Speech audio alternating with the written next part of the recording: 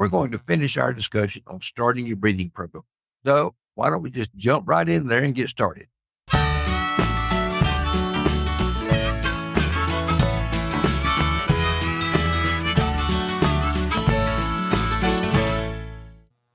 And if you're showing your birds, you should not lose points for having a wing band. You won't. Well, that's the only real detractor I hear from people is like, I want to show my birds. But so what? Fine. If they'll show a bird with a leg band on it and not think twice. Well, they think that may cause the wing to droop a little. Nah. It doesn't. If it's properly on there, it's not going to bother them at all. And putting it in doesn't cause a bird, even an adult bird, doesn't cause them any distress. Right. Well, you've been an APA judge for quite a while, and you've never... Yeah. It's not part of the chicken. Not part of the chicken. I'm judging the chicken, not the application of the wing band or the leg band. Question. When y'all put wing bands on, do you put it in the bird's left wing or the bird's right wing? I was planning to use that as an organizational method. I've been using the right wing for everything to this point and reserving the left wing for future use. For what? Another secondary tag? Yes. For what? Explain. Identify other traits or other things you want to track. I always put mine in the bird's left wing. And you never had cause to use the right, or did you hold that in the wings for future use? Never use the right.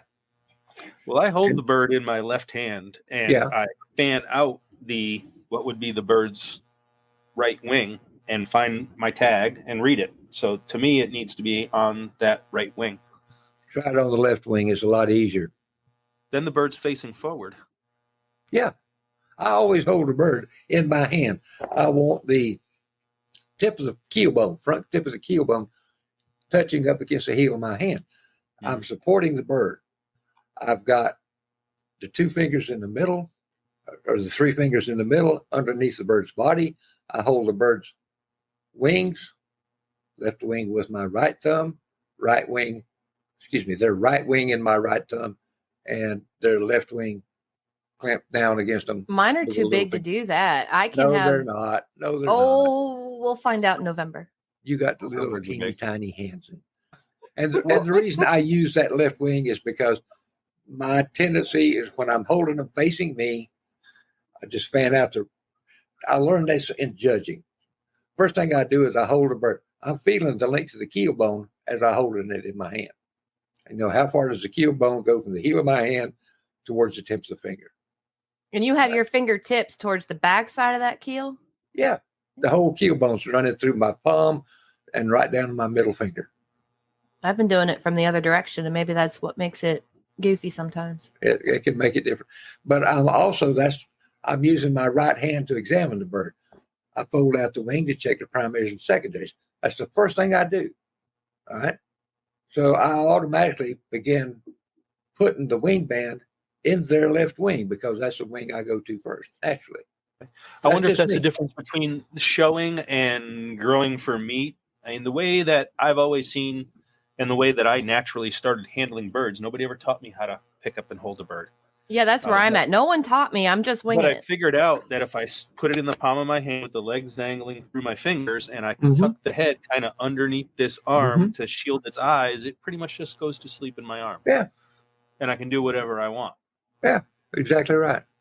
I'll have the bird against the front of me so I can check the wing on that side. And then all right, I'm overcomplicating it then. Do they flap around a lot? Some of them do. I'm not supporting them properly. Exactly. Birds have a fear of falling. And when they start flopping around, it's because they're not comfortable. They're afraid they're going to fall. Support them in your hand, thumb holding one wing, pinky finger holding another wing against the body. And if you have to, stick their head under your arm. They will not struggle.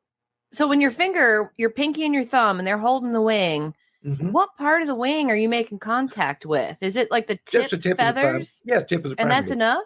Yeah. I will say 99 times out of 100 if it's enough. If they still struggle, head goes under my arm. They get dark, they relax. Yeah. We skipped over the part of talking about the scale of points in the SOP to help guide. And she's right. We do need to touch on that. I use the scale of points in the standard of perfection to help me guide my breeding decisions. Every bird's going to have their faults, and every flock usually will have the same general classification of faults, but common fault. And it keeps you from getting fixated on an insignificant trait. This is why it's important. Yeah, exactly. How many times have we seen people obsessing over the number of points on a single comb bird? All the time in my breed. All the time, yeah. Well, it's in any breed. It's in any breed. Would you necessarily cull a side sprig? Oh, absolutely. That's a Every disqualification. Time. Would you cull 6 points instead of 5?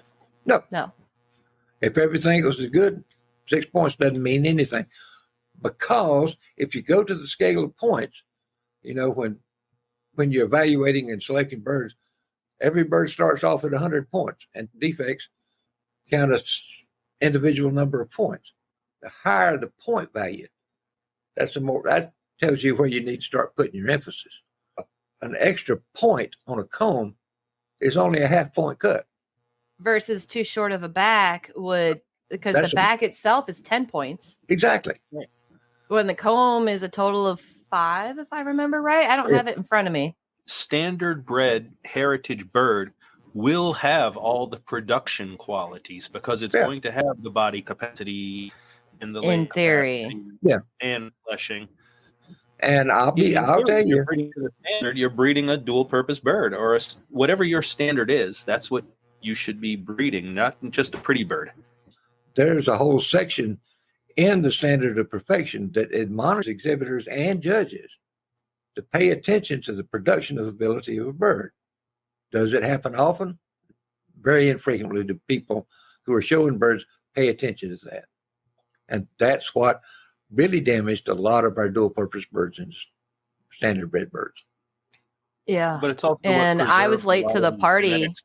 So we do have the preservation of genetics to thank for them. To get yes, absolutely. Even the genetics are still alive today is because of the show people. Exactly. Mandy, you started to say something and we walked all over you there. Yeah, and I forgot what it was. See, taking my bad habit. I feel like I was late to the party on doing this whole utility thing in the midst of how exhibition has gone over the past 50 years or so, where a lot of those dual purpose attributes were lost in favor of aesthetics. And when I'm at a show and I'm walking the aisles, I really will walk every single aisle of every single breed in the entire building. And well, when you go to the Ohio National this year, you better have 2 pairs of good walking shoes with you because you're going to wear one pair out. No, I'll just wear my favorites. It'll be all right. No, I walked it twice last time I was up at Ohio. Yeah, and then when I would go out on smoke breaks, I'd find some other people and we'd cluster up and talk about chickens until we were well educated. That's the fun part about going to shows, folks, is the friendships and the fellowship. That's the best part. That means more to me than winning prizes. Just being around other poultry people that understand our, whatever we want to call it, our passion.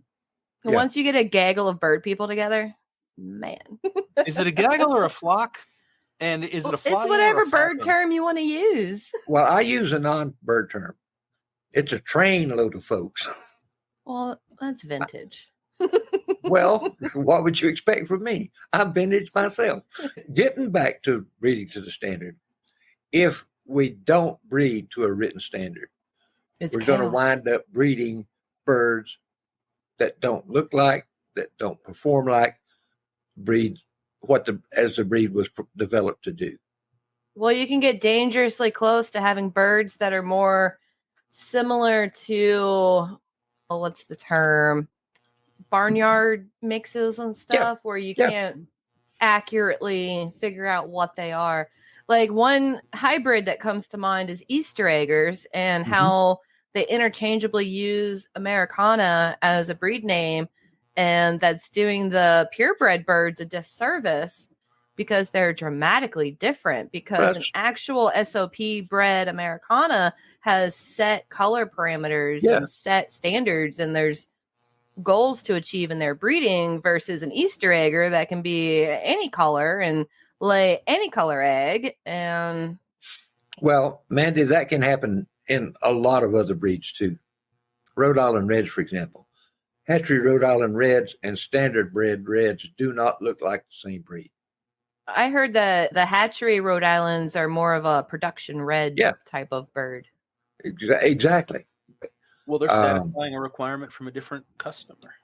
Exactly. They're and that's breeding like the standard, Mandy. If you just look through a hatchery catalog online or if you got a hard copy, just flip through there.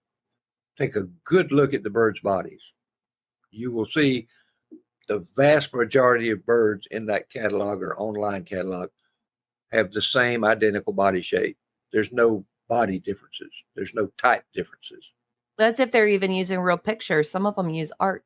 Well, I don't know if we can mention specific hatcheries, but I know Murray McMurray has pictures of their parent flocks at the very, they're proud of the fact that they have Amish farmers who keep their parent flocks and will tour them at least twice a year. But aren't they one of the only hatcheries that actually went through the certification process for SOP? I think they've had like 5 varieties. 4 or 5 breeds of varieties. And I'm really interested to see what becomes of this because that's something that's desperately needed on a larger scale.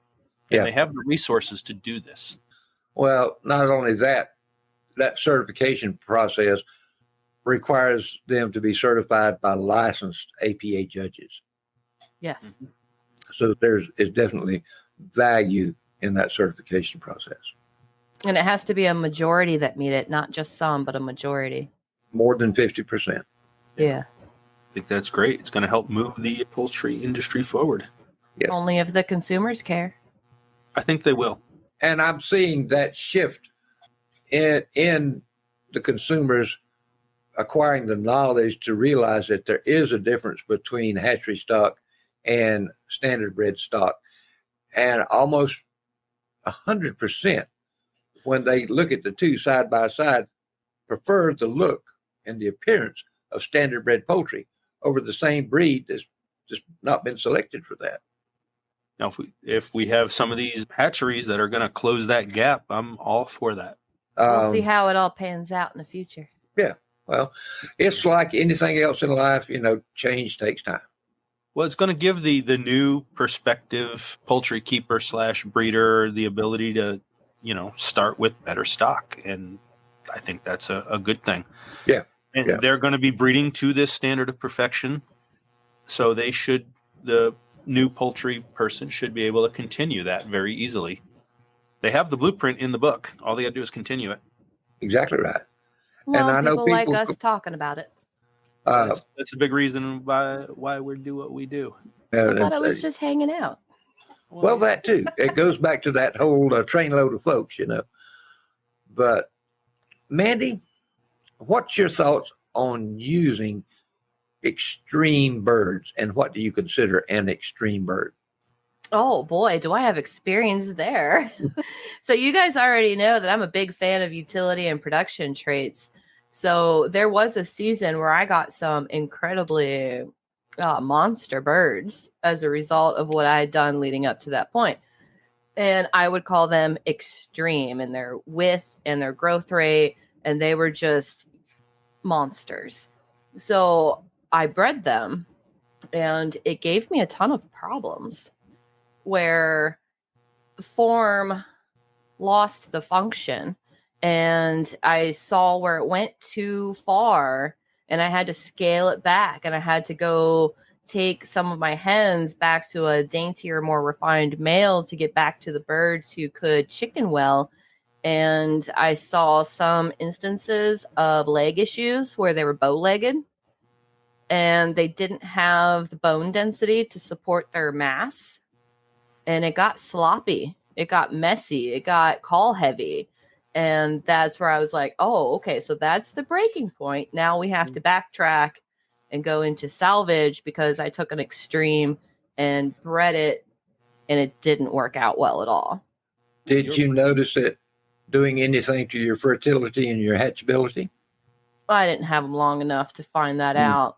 They just weren't chickening that great. They didn't have the gumption to get up and go. They couldn't get up on roost. They couldn't I lost a lot of function, so I didn't even give it the time to find out about the deeper ramifications there. I called them all. I went back to the drawing board that season. That's the wise breeder in you. Well, thankfully, I had the birds available to backtrack it. Yeah. I did not put my whole flock future onto those monster birds going, I'm going to make the biggest birds in the country. Yeah. No, I didn't. It was an epic failure. That's what alarms me with some breeds. And I'm not going to pick on any breeds right here. But some folks are constantly selecting for fast maturity, big body size, fast maturity and big body size. The other ramification is you can lose that size as quick as you found it, because if your females mature too early, and then that subsequent generation after that, it's gone because her egg size didn't come up. The chick size suffered. Like, you'll see it once for a generation, and then if you try to pursue it further, it'll all fall apart on you. Well, and the Cornish Cross Broiler is a classic example. Those birds are bred to be extreme. They have leg problems. They have heart problems. They can't handle heat. They can't handle cold weather very well. They can't move. All they do is just sit and eat and drink. And all of them are like a 4-way terminal cross hybrid? No, 16. I thought that was like the minimum generations that went into the development. That it takes 16 different crosses to produce the Cornish cross we see as a broiler. I wish John's hand signals that he's going through right now were available for viewing. So you've got the final, then you've got 2 to make that, 4 made that, 16 made that. So it's 1, 2, 3, 4 generations to make the final bird. And that is definitely a terminal cross. It's incapable. And each one of those generations or breeding crosses are made to produce a particular result. You know, it may be the obesity gene. It may be the dwarf gene. That's why so many these slow growing broiler, like the Red Rangers and stuff like that, you cross those together, you're going to get about 25% of those birds are going to be dwarf. I heard somewhere, and I can't remember where, but that they had introduced the dwarf gene so that anyone who attempted to line breed to make their own flock from it would, within 3 generations, suffer the loss of size, so that they had to go back and That could be speculation and rumor, though. With the dwarf gene, it was very closely linked to the obesity gene. Interesting. And the broiler folks first grabbed onto that dwarf gene from a white leghorn, believe it or not. And that would keep them short and compact. And if it was tied in with that obesity gene, then you get that exploded size on that shorter structure. Well, and Mandy, you process a lot of your own birds. Think and explain the difference between the size of your bird's legs and wings to a Cornish cross bird, legs and wings. Longer by a lot. Yes. Dwarf gene at work. Oh, yeah, because it would shorten all that up and make it more compact, and then you get that double muscled effect. And they don't walk around as much, so they're therefore not walking off weight. Yeah. What do you guys think of the folks who constrict the feeding regimen on the Cornish cross so that then they can use them briefly for hybridized projects? Because I always see that as like a really short-term project. Like it's gonna have a shelf life for how long that could be sustained. Give you an example to that, and to answer that. The New Hampshires from the Henry Knoll line. The hatchery told me one time when I was thinking about using them in a cross, said when you breed them, you're going to get about 25% dwarf birds. And when you raise them, you have to feed them just every other day, or they get so big, they die early, they develop leg problems, and they can't breed. And to get good egg production, you got to restrict their feed just because they grow so big. I had a friend, and I helped him one year evaluate his New Hampshires. He was out in Oregon, and he pulled out some birds for me to look at.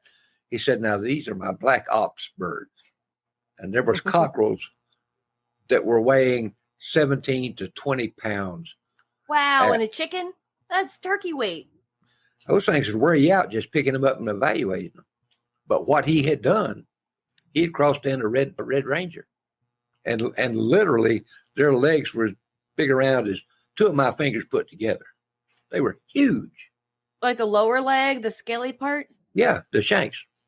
But he didn't keep that up very long. I'd imagine not. Because you had to limit feed them.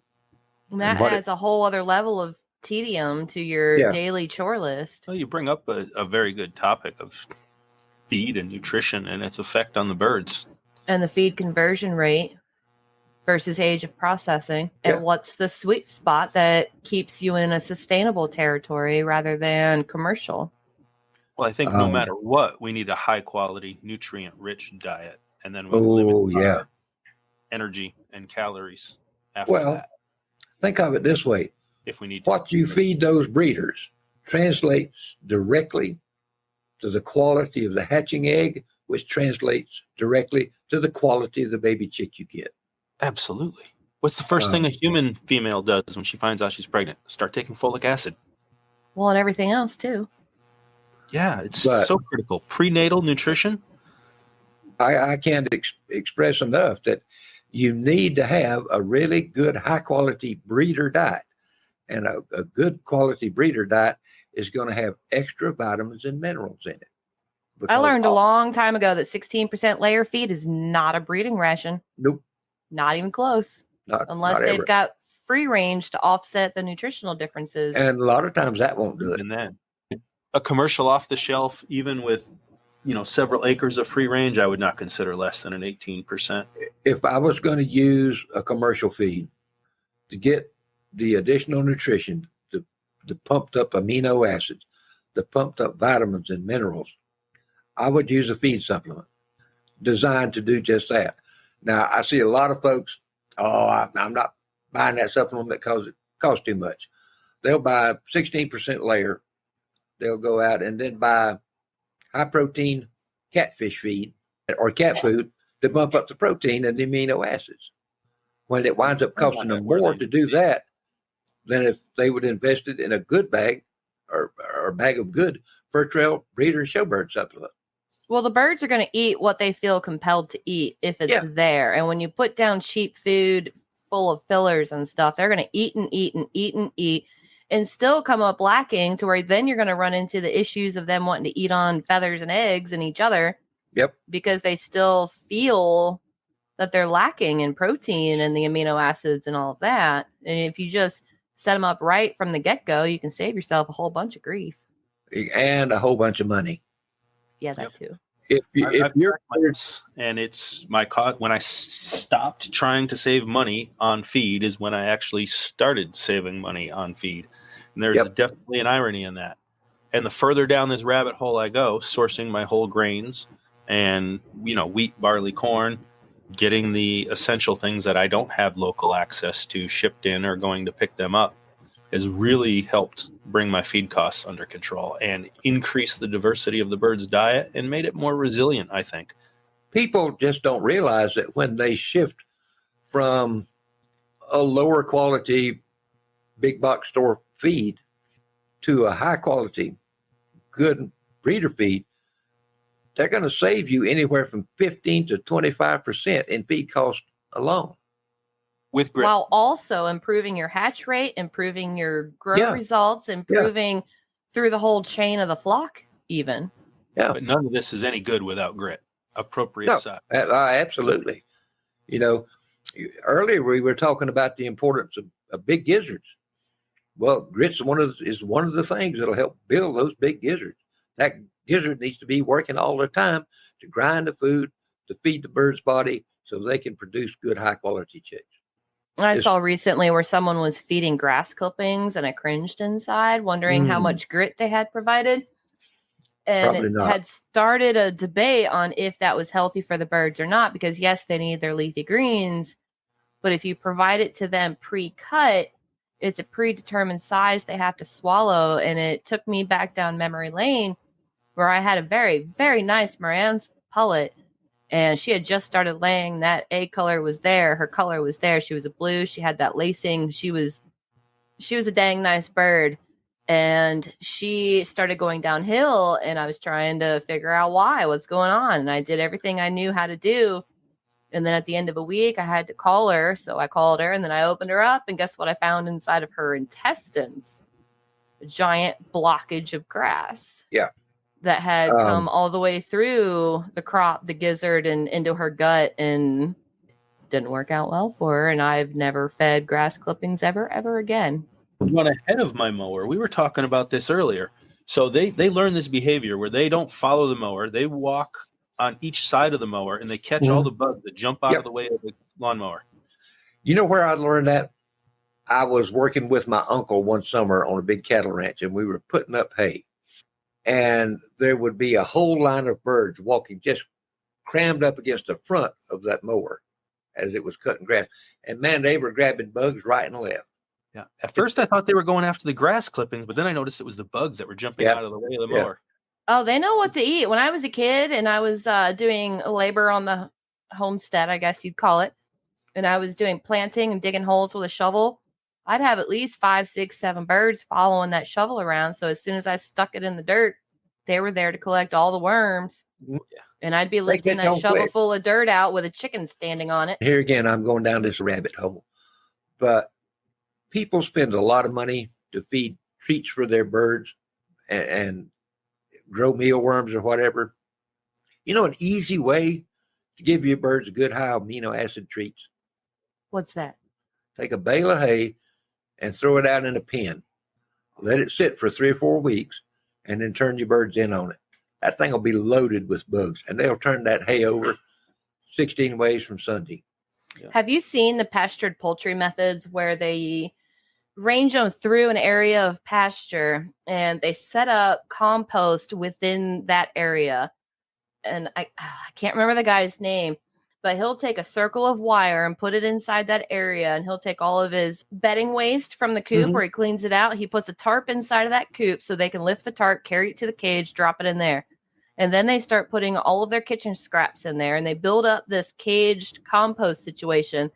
And when he would go out and put the chicken feed out, those birds didn't run for that feed first. They ran instead to the caged up compost and jumped into that and started eating there first.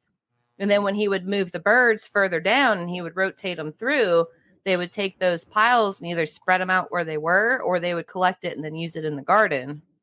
And it looked really efficient. And the birds figured out. Very little can turn over a pile of compost better than a bunch of chickens.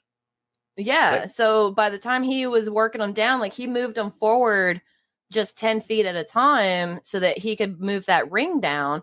So the older piles were still incorporated to some extent. I think it would go up to like 3 or 4 piles before they moved too far away. Another side effect of that, though, is he's not allowing this extra foraging and scratching to dilute his base nutrition. Right. Not exceeding what we all refer to as that 10% threshold of treats. Another thing to bring up is empty proteins, because I see a lot of people trying to look for deals on the dried out mealworms. And it's really important to know that once you dry a bug out, it no longer has the nutritional content and it's nothing but candy. Once they're dried, there's the amino acids are not there anymore and it becomes an incomplete protein. They've got to be live. You can even gut load mealworms. You can give them a calcium pump like they do for reptiles. The thing that concerns me about even some live mealworms, but especially dried mealworms, most of those come from China. Oh, yeah. There is no telling what those mealworms have been fed to produce them. Well, if they're dried out, it doesn't much matter unless there's residual. Well, a lot of chemicals contamination, maybe. Yeah, the contamination. Why are we importing mealworms from across the planet? Because we import a lot from across the planet. We can get it cheap. We can get them cheap. You can take your chicken feed and grow your own. Yeah. I mean, it's one step removed. I mean, it's a lot of extra effort, but you could raise worms on your chicken feed. Live bugs are the best bugs. Yeah. Yes. And if you want some good, cheap entertainment, you got 15 Give them or a fish. Give them a whole fish. Yeah. Maybe. Go out and get a handful of crickets and throw in the pen. That's good redneck entertainment. Trust me. Mm-hmm. But I'll sum up the basics of what I think about for poultry breeder nutrition, and then we'll probably close out. We've kind of beaten this subject to death, but get a breeder feed if you can. If you can't, see if there's a feed mill close to you that makes or will make you a custom breeder food. If you do, there's recipes for that developed by Jeff Maddox on both our Poultry Keepers 360 Facebook group or in the Poultry Breeders Nutrition Facebook group that Jeff has. Just remember, try to avoid using feeds that were created for other livestock. If it says for catfish, feed it to catfish. If it says for dogs and cats, feed it to dogs or cats. And the same thing goes for supplements. You know, a supplement I see talked about is this colored cell stuff, and that was developed for horses, wasn't developed for chickens. And go ahead. The metabolism is different. The nutritional needs are different. Everything's cultivated for the specific species. Right. And then if you're feeding outside of your species, there's going to be something that's too much and something that's too little. So, feed them good, nutritionally fortified feeds developed for the breed and the purpose. And by all means, offer them grit. Always, always, always grit and oyster shell. And don't confuse oyster shell with grit. If the poultry need to rely on oyster shell as their only source of grit to provide the action for their gizzard, they're going to be uptaking way too much calcium and have kidney problems. And it's just not a good thing. Not only that, oyster shell is much softer than grit. So it's just not as effective at grinding feed, particularly whole grain feeds. We appreciate you joining us. And until next week, be sure and keep your birds happy, healthy, and productive. We'll see you, folks. Bye-bye. Bye now.